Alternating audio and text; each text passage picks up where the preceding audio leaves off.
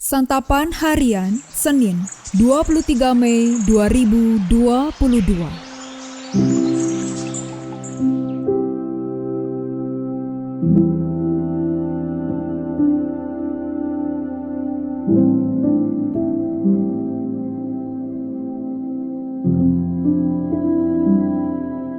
Inilah program Santapan Harian, sebuah program yang mengajak Anda menelusuri isi Alkitab, agar Anda menemukan makna firman Tuhan sesuai dengan konteksnya. Santapan Harian tertuju bagi Anda yang ingin memiliki kehidupan rohani yang segar, kuat, dan sigap.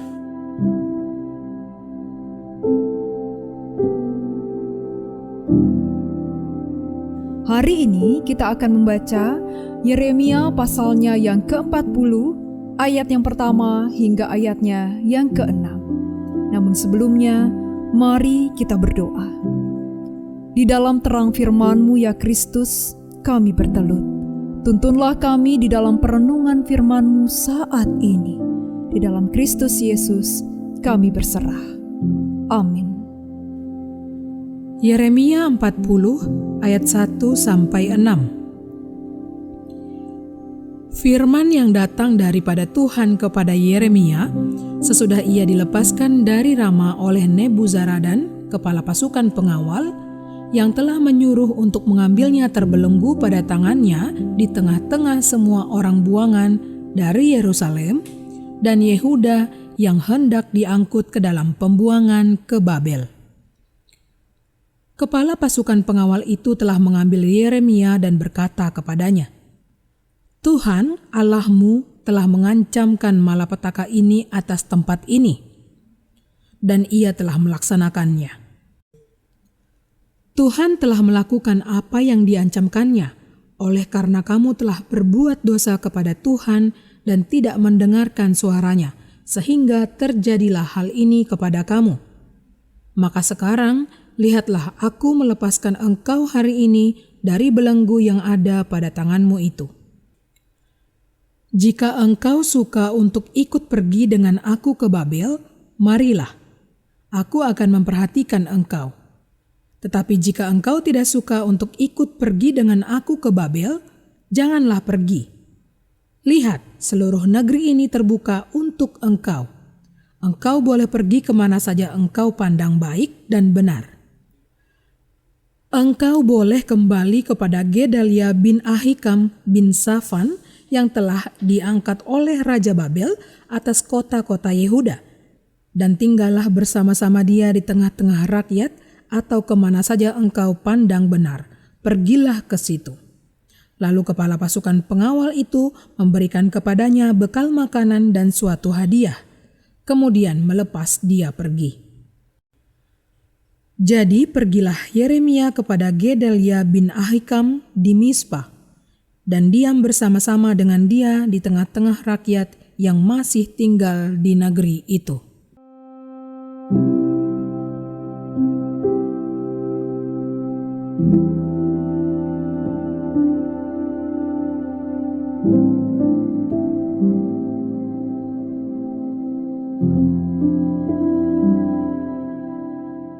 Sahabat Santapan Harian, Yeremia yang sengsara sebagai tawanan tak bersalah akhirnya dibebaskan, bahkan diberi tawaran untuk bisa ikut ke Babel.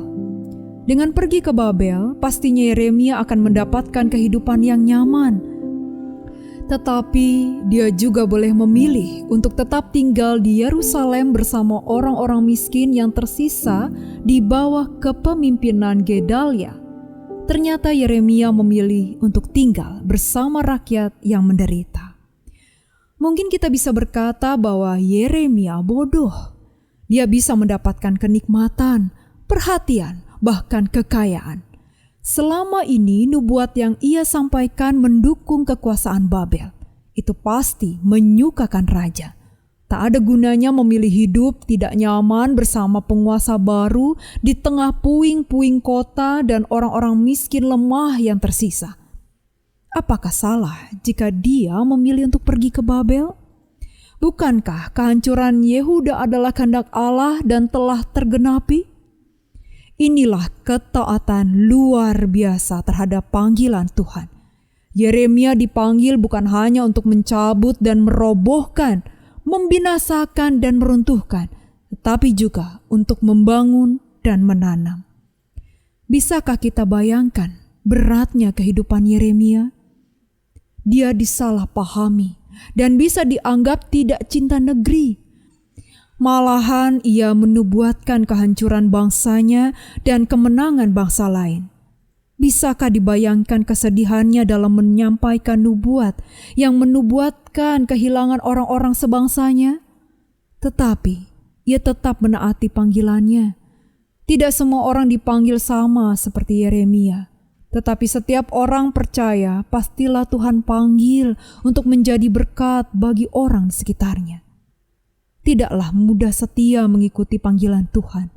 Ada harga yang harus dibayar, dan biasanya itu adalah kenyamanan hidup. Kenyamanan tidaklah negatif, karena Tuhan juga menjanjikannya. Kenyamanan itu berkat Tuhan yang baik. Tetapi kadang berkat yang baik ini harus direlakan demi lebih lagi dipakai Tuhan menjadi berkat.